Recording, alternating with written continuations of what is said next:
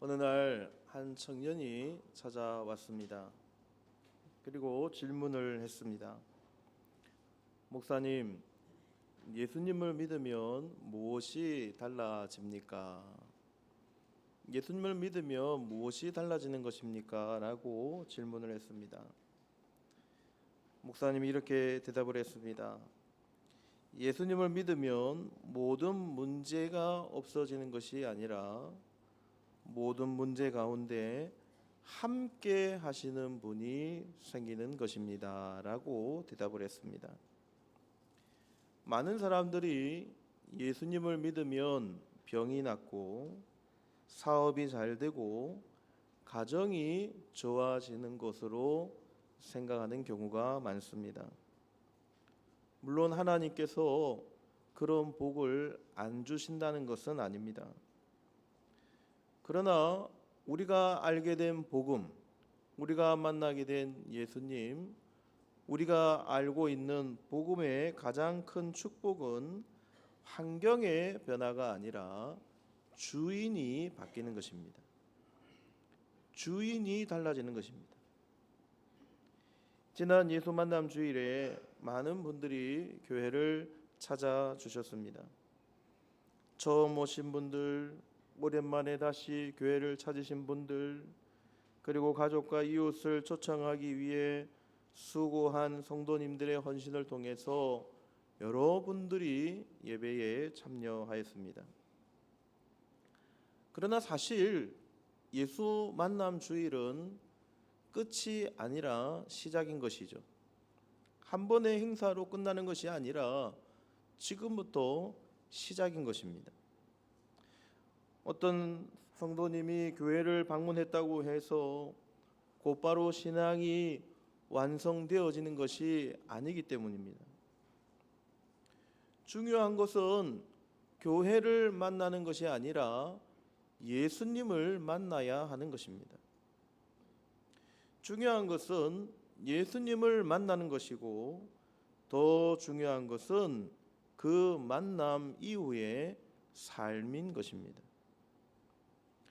갈라디아서 2장 20절에서 사도 바울은 놀라운 고백을 하고 있습니다. 이제는 내가 사는 것이 아니요 오직 내 안에 그리스도께서 사시는 것이라. 이제는 내가 사는 것이 아니요 내 안에 그리스도께서 사시는 것이라고 고백하고 있습니다. 예수님을 믿는다는 것은 그저 단순히 종교를 갖는 것이 아닙니다. 예배를 드리고 교회에 출석하는 것만도 아닙니다. 우리가 예수님을 믿는다는 것은 삶의 주인이 바뀌는 것입니다. 지금까지는 내가 중심이었던 삶에서 이제 나의 삶이 예수님이 중심이 되는 삶으로 바뀌는 것입니다. 그것이 신앙생활인 것이죠.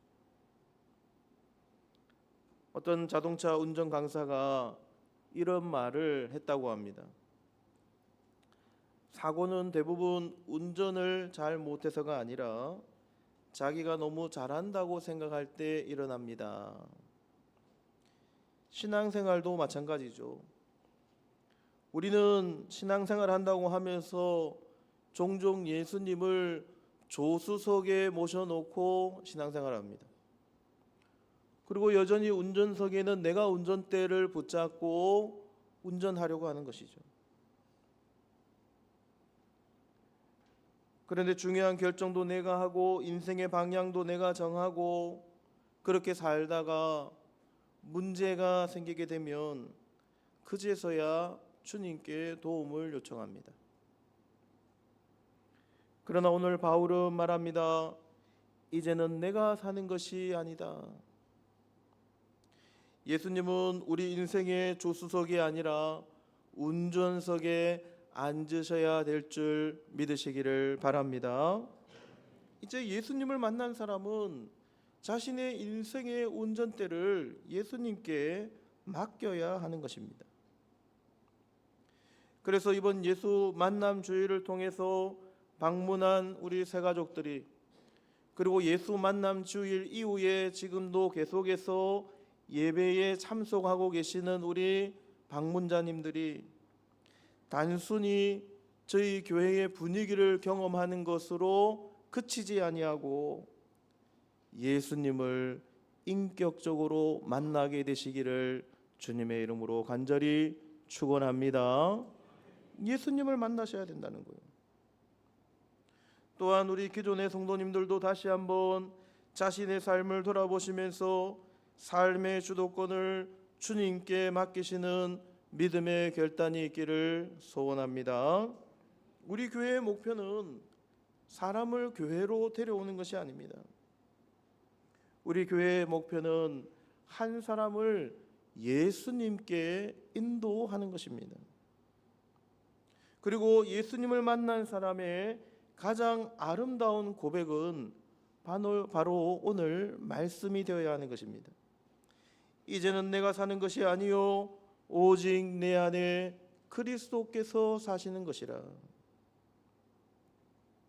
이 고백이 오늘 저와 이 자리에 참석하신 모든 믿음의 성도님들의 고백이 되시기를 주님의 이름으로 간절히 소원합니다.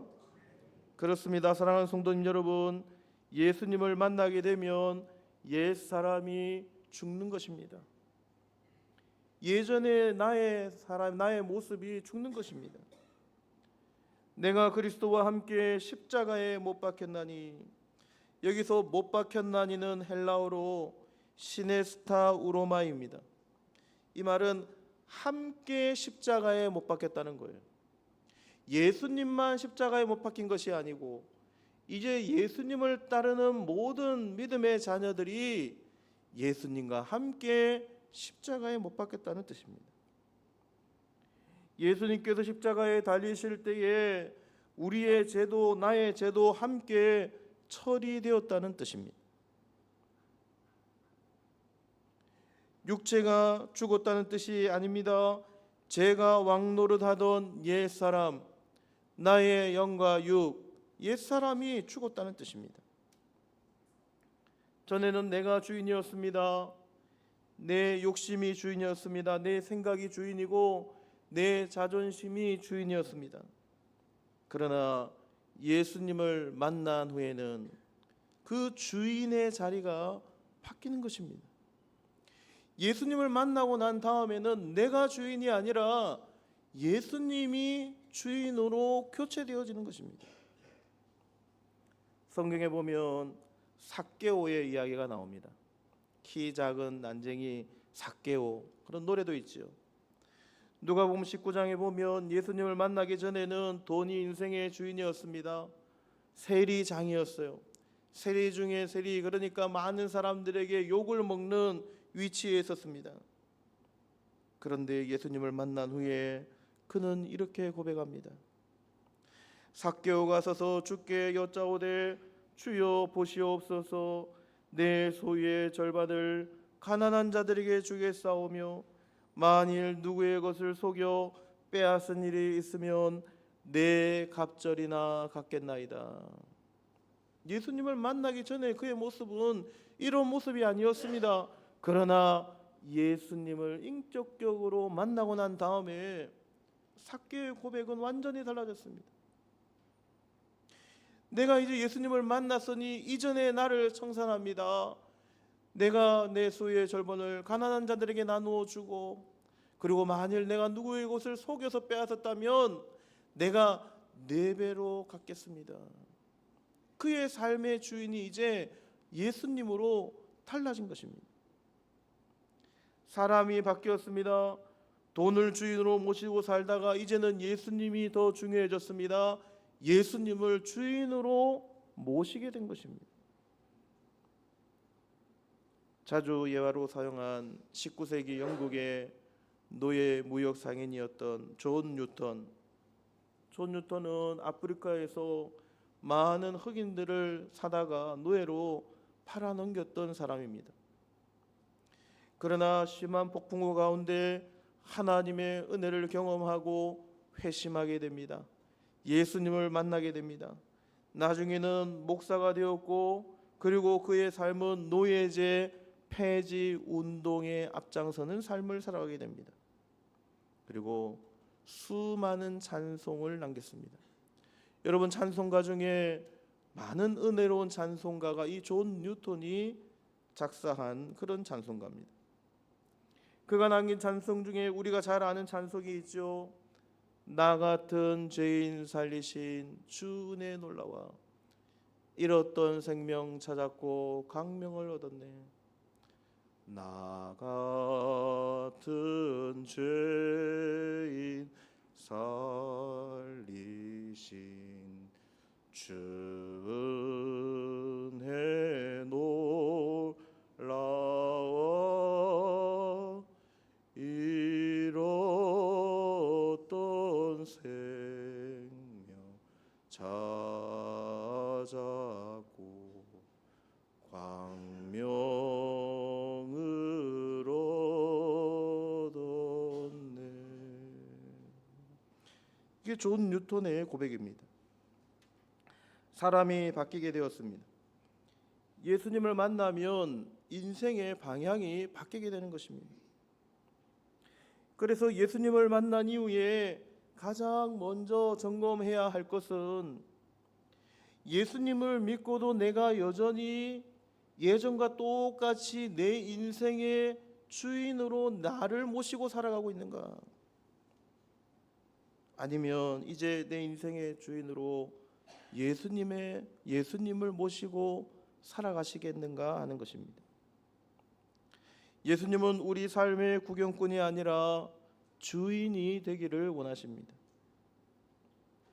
그런데 많은 성도님들이 예수님을 믿으면서도 여전히 실제 삶에서는 자신을 주인으로 모시고 살아갑니다. 주일에는 거룩한 예배 앞에 주님 앞에 예배를 드리면서 이제 나의 삶은 주님을 모시고 살겠습니다라고 고백하지만 주일이 지나고 월요일이 되면 주인의 자리가 달라집니다. 다시 나의 뜻대로 결정하고 내 계획대로 행동하고 내 감정대로 말하고 내 욕심대로 살아가는 것이 우리 성도님들의 삶인 것입니다. 예수님을 나를 구원하신 구세주, 구주로는 믿지만 나의 삶의 주인으로 아직 모시어드리지 못하는 것입니다. 그래서 여러분의 삶을 한번 점검해 보시기를 바랍니다. 돈을 사용하실 때에 주님은 이 돈을 어떻게 사용하길 원하실까? 자녀를 양육하신다면 주님은 우리의 가정을, 우리의 자녀를 어떻게 양육하고 지도하기를 원하실까? 직장에서 중요한 결정을 하실 때에는 내 유익보다 하나님의 뜻을 구하고 있는가? 누군가 나를 힘들게 할 때에 나의 감정이 먼저 나서서 반응하는가? 아니면 내 삶의 주인인 예수님께 한번 물어보는가, 여쭤보는가? 주님이라면 과연 어떻게 하실까를 먼저 여쭈어 보아야 하는 것입니다. 그것이 예수님을 주인으로 모시고 살아가는 삶인 것이죠. 그래서 삶의 주인이 누구인지 가장 잘 드러나는 곳은 예배당이 아닙니다. 예배당에 나오셔서 우리가 하나님 앞에 전심으로 찬양하고 예배하는 것 중요하죠. 그러나 우리의 삶의 주인이 누구인지 확인하시려면 우리 일상을 돌아보셔야 합니다. 평소의 삶을 돌아보셔야 하는 거예요. 기도할 때는 주님이 주인이라고 말하지만 실제의 삶으로 돌아가면 나의 삶의 운전대를 여전히 내가 붙잡고 살아가는 것입니다. 만약 아직도 나의 삶의 운전을 내가 붙잡고 있다면 주인이 아직 바뀌지 않은 거예요. 여러분, 예수님은, 우리 하나님은 우리 인생의 비상벨이 아닙니다. 문제가 생길 때만 띵동하고 눌러서 찾는 분이 아니라는 거예요. 예수님은 인생의 조언자가 아닙니다. 우리의 삶 전체를 다스리시는 왕이셔야 합니다. 진정한 신앙은 주님 제 인생을 축복해 주세요 하고 잠시 예수님이 머물렀다 가시는 것이 아니라 주님 제 인생을 주님께 맡겨드립니다. 주님 뜻대로 사용하여 주십시오라고 고백하는 것이 진정한 신앙의 고백임을 믿으시기를 바랍니다. 예수님을 만난 이후에 우리의 기도는 이렇게 달라져야 합니다. 주님, 제 시간의 주인도 주님이십니다. 제 물질의 주인도 주님이십니다. 제 가정의 주인도 주님이십니다. 제 미래의 주인도 주님이십니다. 이제는 내가 사는 것이 아니요 오직 내 안에 그리스도께서 사시는 삶을 살게 하여 주시옵소서. 이런 기도가 우리의 기도가 되어야 될 줄 믿습니다. 그 다음 예수님을 만나면 이제 새로운 생명이 시작되는 것입니다. 오직 내 안에 그리스도께서 사시는 것이라. 이전에 나는 이제 다 주님께 맡겨드리고 이제는 나는 이제 간 데가 없고 이제는 내 안에 그리스도께서 사시는 새 삶을 시작하는 것입니다. 기독교는 단순한 종교가 아닙니다. 생명이 시작되는 곳입니다. 생명 그 자체입니다.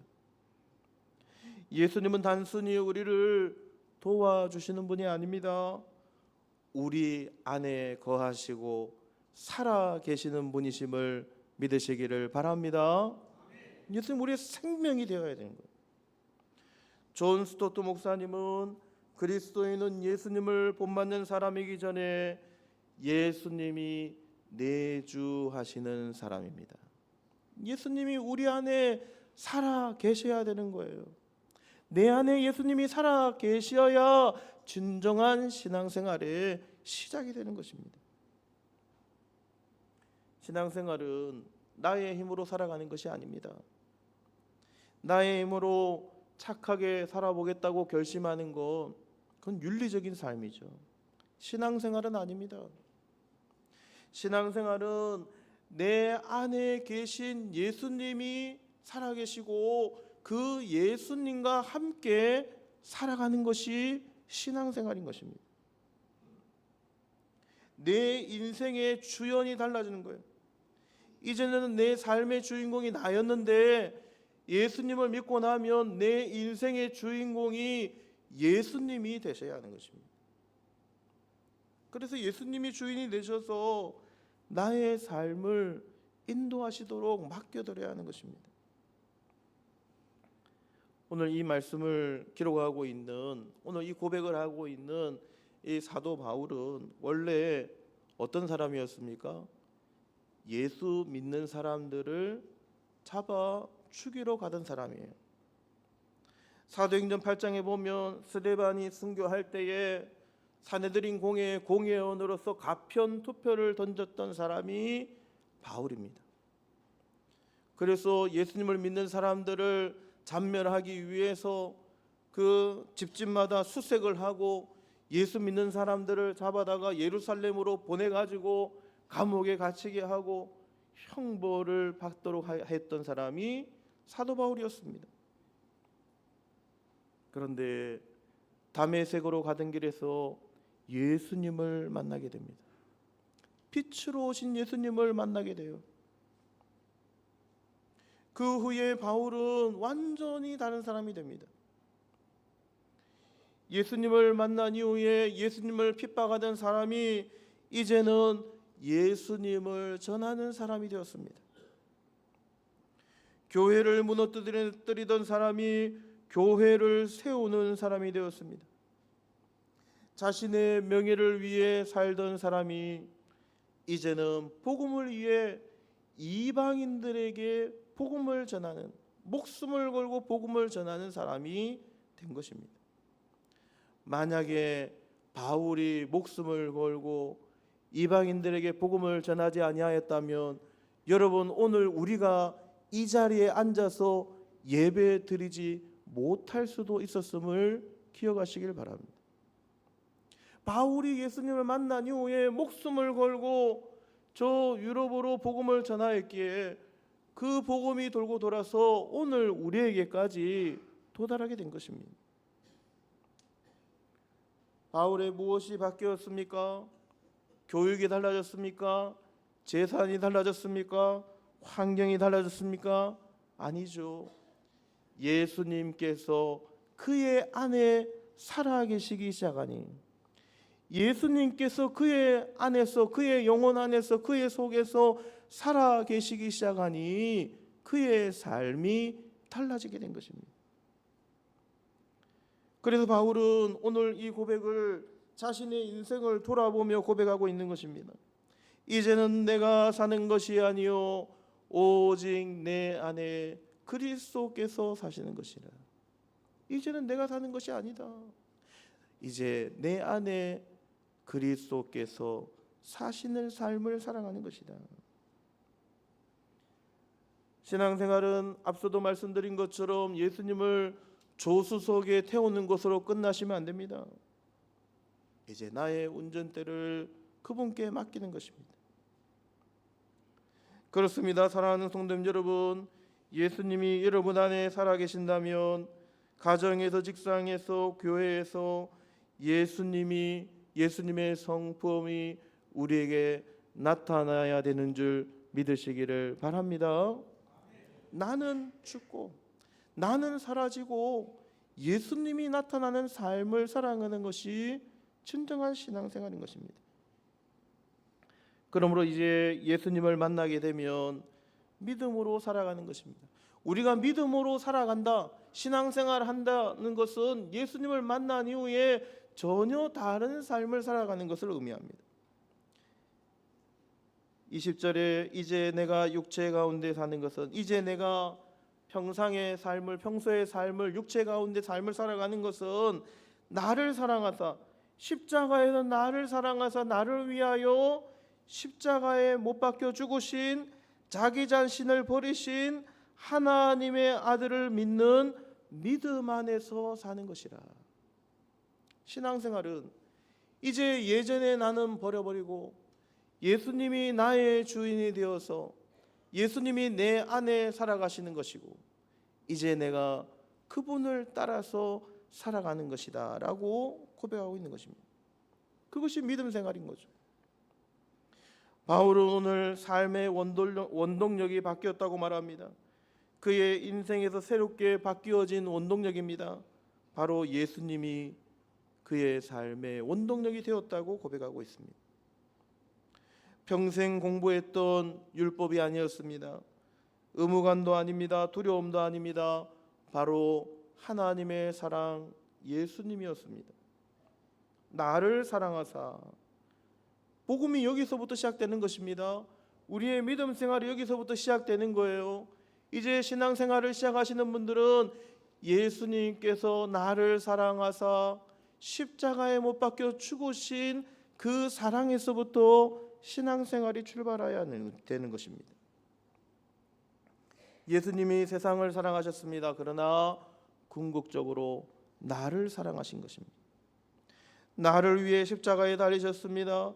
나를 위해 피 흘려 죽으셨습니다. 나를 위해 그 모진 고난을 당하셨습니다. 그리고 이 사실을 믿기에 우리의 신앙생활은 감사가 넘치는 것입니다. 우리의 신앙생활은 담대한 믿음으로 살아가는 것입니다. 믿음 생활의 시작이 여기서부터 시작되는 거예요. 성경에 막달라 마리아라는 한 여인이 나옵니다. 주님의 큰 사랑을 경험한 여인이었습니다. 이 여인이 예수님이 죽으시고 난 다음에 예수님의 무덤에 가장 먼저 찾아갔습니다. 요한복음 20장 1절에 안식 후 첫날 일찍이 아직 어두울 때에 막달라 마리아가 무덤에 와서 돌이 무덤에서 옮겨진 것을 보고라고 말씀하고 있습니다. 여러분, 이 말씀은 굉장히 중요한 의미를 가지는 말씀이에요. 왜냐하면 예수님이 죽으실 때에 제자들을 비롯한 모든 예수님을 그 전에 믿었던 사람들이 다 예수님을 배신했어요. 다 도망갔어요. 그리고 많은 사람들이 죽음을 두려워해서 예수님의 무덤에 한번 가보고 싶었지만 아무도 예수님 무덤에 가시지 않은 거예요. 간 거 아니에요. 그런데 당시에 사회적인 약자였던 여성의 몸으로 이 막달라 마리아가 예수님의 무덤을 가장 먼저 찾아간 것입니다. 믿음이 그의 발걸음을 움직인 것입니다. 그렇습니다. 사랑하는 성도님 여러분, 믿음이 우리의 삶을 움직여야 될 줄 믿습니다. 이제 예수님을 마음속에 모시고 사는 사람들은 그 예수님이 우리의 삶을 움직여야 되는 것입니다. 예수님을 믿는 믿음이 우리의 삶을 움직여야 되는 것입니다. 사랑을 받은 사람이 더 사랑하는 것 아닙니까? 이제 우리가 이 예수님의 사랑을 경험했으니 그 사랑을 나누며 살아야 믿음 생활인 것이죠. 우리가 왜 봉사를 합니까? 우리가 왜 교회 안에서 여러 가지 봉사를 합니까? 예수님의 사랑으로 은혜를 받았기 때문에, 예수님의 사랑으로 우리가 값없이 은혜를 받았기 때문에 그 받은 사랑으로 헌신하는 것입니다. 봉사할 때가 많죠. 여러 군데서 봉사할 수 있습니다. 근데 왜 우리가 여기서 봉사합니까? 십자가의 은혜를 경험하였기 때문에, 예수님의 사랑을 경험하였기 때문에, 이제는 내가 사는 것이 아니라 내 안에 살아계신 예수님이 나의 삶의 주인이기 때문에 봉사하는 것입니다. 그러니 봉사할 때마다 기쁨이 넘치는 것이죠. 나의 공로를 내세울 것이 아무것도 없는 것입니다. 2차 세계대전 당시에 코리텐봄 여사는 나치의 수용소에서 가족을 잃었습니다. 전쟁 후에 그 수용소에서 자신을 괴롭혔던 간수를 만나게 됩니다. 도저히 용서할 수가 없었습니다. 그 안에서 당했던 끔찍한 그 고문, 그 고난을 생각해 보니 손을 내밀 자신이 없었습니다. 그러나 하나님 앞에 기도한 이후에 자신의 손을 그 간수에게 내밀었습니다. 그리고 이렇게 그녀가 말했습니다. 내 힘으로는 할 수 없었지만 내 안에 살아계신 그리스도께서 용서하셨습니다. 나의 힘으로는 할 수 없지만 내 안에 예수님이 살아계시기에 용서할 수 있습니다. 라고 고백한 것입니다. 그렇습니다. 신앙생활은, 믿음의 삶은 나의 능력으로 사는 것이 아니라 이제 주님의 능력으로 사는 것입니다. 나는 없고 내 안에 살아계신 예수님 때문에 살아가는 것이 신앙생활임을 믿으시기를 바랍니다. 이제 말씀을 마치고자 합니다. 예수 만남 주일이 끝났습니다. 예수 만남 주일 이후에 여러분들이 등록을 하시고 오늘 이 자리에 또 함께 예배 자리에 참여하신 우리 분들이 계십니다. 진짜 중요한 것은 지금부터입니다. 지금부터 어떻게 삶을 살아가시는가, 어떤 신앙생활을 하시는가. 교회를 그저 한번 방문하는 것이 목적이 아닙니다. 바로 예수님을 만나는 것이 목적입니다. 그리고 그 예수님을 만난 사람은 예전에 나는 죽고 사라지고 예수님이 내 안에 살아계시고, 그리고 예수님 때문에 나의 삶의 새 생명이 시작되어지고, 그리고 그 예수님께 운전대를 맡기고 믿음으로 살아가는 것이 바로 믿음 생활의 시작인 것입니다. 다시 한번 여러분들께서 모시고 오신 방문자님들에게 이 사실을 가르쳐 주십시오. 그리고 오늘 이 자리에 계신 모든 성도님들, 또 이 자리에 참석한 우리 차세대 교육그룹, 우리 청년들의 신앙 고백이 우리 모두의 고백이 될 수 있기를 간절히 소망합니다. 이제는 내가 사는 것이 아니요 오직 내 안에 그리스도께서 사시는 것이라. 이 고백이 오늘 조장동 교회 모든 믿음의 성도님들의 참 고백이 되시기를 주님의 이름으로 간절히 축원합니다.